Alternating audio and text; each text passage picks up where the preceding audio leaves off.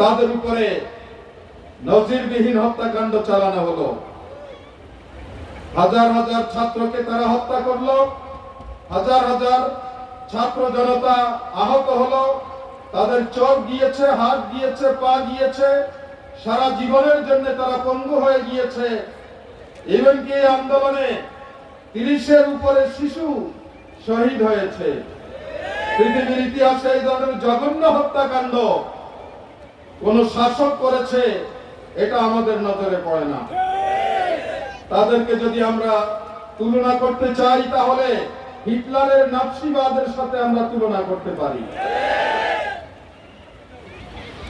এক সময় আমরা ছোট থাকতে শুনেছিলাম যে ইংরেজরা আমাদেরকে শাসন করেছে, শোষণ করেছে। এরপরে শুনলাম পাকিস্তানি শাসক গোষ্ঠী আমাদেরকে শোষণ করেছে, 25শে মার্চ আমাদের উপরে হত্যাকাণ্ড চালিয়েছে। এখন তো বিদেশি শাসক নেই, তারা তো দেশের লোক ছিল। তাদের নেতা নাকি দেশ স্বাধীন করেছে বলে তারা স্বাধীনতার চেতনার কথা বলে। তো দেশের লোক শাসক হয়ে দেশের জনগণের উপরে, নারী পুরুষ শিশুদের উপরে কিভাবে এইরকম নজিরবিহীন হত্যাকাণ্ড চালাতে পারে, এটা কি কোনো চিন্তা করা যায়? তাদের কার্যকলাপের দ্বারাই তারা প্রমাণ করেছে যে তারা ইংরেজদেরকে ছাড়িয়ে গিয়েছে, পাঞ্জাবিদেরকে ছাড়িয়ে গিয়েছে। হত্যাকাণ্ডে তারা এমন এক উন্মত্ততা তৈরি করেছে যে পশু ও পশুর সাথে এরকম আচরণ করে না, এইরকম কাণ্ড তারা বাংলাদেশে ঘটিয়েছে। 17 বছরে জনগণের উপর যে জুলুম করা হয়েছে, এই জুলুমে আবাল বৃদ্ধ বনিতা শিশু সবাই তাদের কার্যকলাপে ক্ষুব্ধ ছিল, তাদের কার্যকলাপে অত্যন্ত অতিষ্ঠ ছিল, তাদের কার্যকলাপে তারা ফুঁসে উঠেছিল। ছাত্রদের আন্দোলনের মধ্য দিয়ে জনগণের এই বিস্ফোরণ ব্যাপকভাবে প্রকাশ পেয়েছে। ছাত্র জনতা, শিশু, নারী পুরুষ সকলেই রাজপথে নেমে এসেছে। 5ই আগস্ট এই জগদ্দল পাথর এই আন্দোলনের মধ্য দিয়ে আমাদের ঘাট থেকে নেমেছে। এদেশের মানুষ এবং আমরা কেউই কল্পনা করি নাই যে আন্দোলনের মাধ্যমে হাসিনা সরকারের পতন হবে। আমরা চিন্তা ভাবনা করে এটাই বুঝতে পেরেছি যে এই আন্দোলনের পেছনে শুধুমাত্র কেবলমাত্র আল্লাহ রাব্বুল আলামিনের সাহায্য রয়েছে বিদায় এই স্বৈরাচারী সরকারের পতন ঘটেছে। হাজারো আলেম জেলখানায় মাসকে মাস রাতের শেষ বেলায় আল্লাহর দরবারে কান্নাকাটি করতেন, ফরিয়াদ করতেন, তাদের চোখের পানি ফেলতেন। হাজারো মানুষ তার ঘরে গোপনে নিভৃতে আল্লাহর দরবারে কান্নাকাটি করতেন এই জালেমের হাত থেকে নাজাতের জন্য। আল্লাহ রাব্বুল আলামিন তাদের কান্নাকাটি শুনেছেন, তাদের ফরিয়াদ কবুল করেছেন এবং তিনি সরাসরি এই জাতিকে সাহায্য করেছেন। এই জাতি আল্লাহর সাহায্যে 5ই আগস্ট একটি নতুন স্বাধীন বাংলাদেশ লাভ করতে সক্ষম হয়েছে। এই ঘটনার দ্বারা আল্লাহ রাব্বুল আলামিনের ওই আমোদ বাণী সত্যে প্রমাণিত হয়েছে। সূরা মুজাম্মিলে আল্লাহ রাব্বুল আলামিন বলেছেন যে আমি জালিমদেরকে ছাড় দেই কিন্তু ছেড়ে দেই না। আওয়ামী লীগকে আল্লাহ তাআলা 15 বছর ছাড় দিয়েছে যে তোমরা ভালো হয়ে যাও, সংশোধন হও, কিন্তু তারা সেই পথে এগোয়নি। যার কারণে আল্লাহ রাব্বুল আলামিন তাদেরকে এমন ভাবে ধরেছেন যেই ধরা থেকে কেউ তাদেরকে উদ্ধার করতে পারেনি। ইন্না বাতশা রাব্বিকা লাশাদীদ, আল্লাহর ধরা অত্যন্ত কঠিন। তিনি যখন কাউকে ধরবেন দুনিয়ার কোন শক্তি তাকে রক্ষা করতে পারবে না। সম্মানিত ভাইরা, 7ই আগস্ট 5ই আগস্ট আমরা যেই বিজয় লাভ করলাম, যেই অভ্যুত্থান সংগঠিত হয়েছে, এই অভ্যুত্থানের মধ্য দিয়ে আমরা নতুন একটি দেশ পেয়েছি, নতুন একটি সমাজ পেয়েছি, নতুন পথ চলা আমরা শিখতে পেয়েছি। এখন আমাদের দায়িত্ব হচ্ছে এই গণ অভ্যুত্থান এই গণবিপ্লব, ছাত্র জনতার এই বিজয়কে অর্থবহ করে গড়ে তোলার জন্য আমাদেরকে কার্যকর ভূমিকা পালন করতে হবে।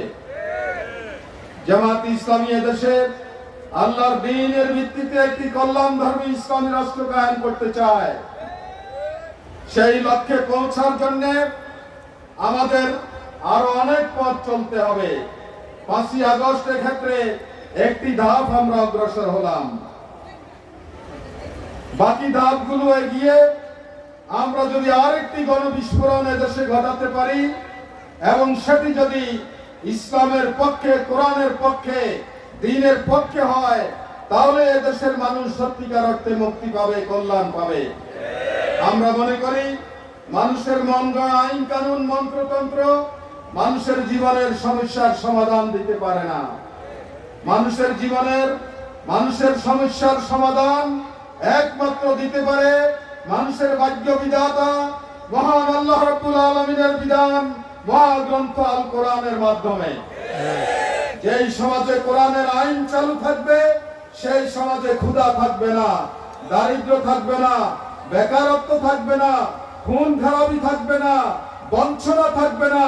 প্রতিটি মানুষ জান্নাতের শান্তি লাভ করবে। যেমন আজ থেকে 1500 বছর পূর্বে নবী মুহাম্মদ রাসূলুল্লাহ সাল্লাল্লাহু আলাইহি সাল্লাম কোরআনের ভিত্তিতে একটি কল্যাণ রাষ্ট্র কায়েম করেছিলেন, যেই রাষ্ট্রে যাকাত খাওয়ার মতো কোনো গরিব লোক খুঁজে পাওয়া যায় নাই। এই রকম অর্থনৈতিক নিরাপত্তা এসেছিল সোনার মদিনায় প্রতিষ্ঠিত ইসলামী রাষ্ট্র ব্যবস্থায়। আমরা সেই মদিনার ইসলামী রাষ্ট্রের আদলে বাংলাদেশে একটি ইসলামী কল্যাণ রাষ্ট্র কায়েম করতে চাই। যদি আমরা সেটা করতে পারি তাহলে এই বাংলাদেশের মানুষ সব ধরনের বঞ্চনা থেকে মুক্ত হয়ে তারা একটি জান্নাতি সমাজ এখানে লাভ করতে পারবে, শান্তির সমাজ গড়ে তুলতে পারবে, জনগণের কল্যাণ এখানে আবার নিশ্চিত হবে। সেজন্য জামাত ইসলামী নেতা কর্মীদেরকে 1 নম্বরে যে কাজটি করতে হবে সেটি হচ্ছে যে তাদেরকে সত্যিকার অর্থে আল্লাহ রাব্বুল আলামিনের গোলামি করার জন্য তাদেরকে সিদ্ধান্ত নিতে হবে। আল্লাহ রাব্বুল আলামিন আমাদেরকে তার গোলামির জন্য সৃষ্টি করেছেন। আমাদের প্রতিটি সময়ে, প্রতিটি কাজে, কথায় আমরা যাতে আল্লাহর হুকুম মেনে চলতে পারি সেই কাজে আমাদেরকে অভ্যস্ত হতে হবে। আমাদেরকে দেশের জনগণের কাছে ঘরে ঘরে কোরআনের দাওয়াত পৌঁছে দিতে হবে।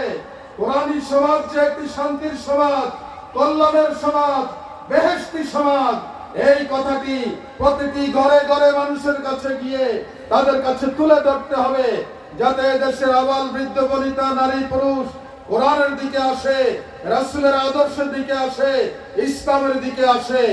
এই দাওয়াতকে ব্যাপক থেকে ব্যাপকতর করতে হবে। আমরা যারা ইসলামের কাজ করতে চাই আমাদেরকে ইসলামের জ্ঞানে সুসজ্জিত হতে হবে। জেহালত নিয়ে, অজ্ঞতা নিয়ে আল্লাহর দ্বীন মানাও যায় না, প্রতিষ্ঠিত করা যায় না।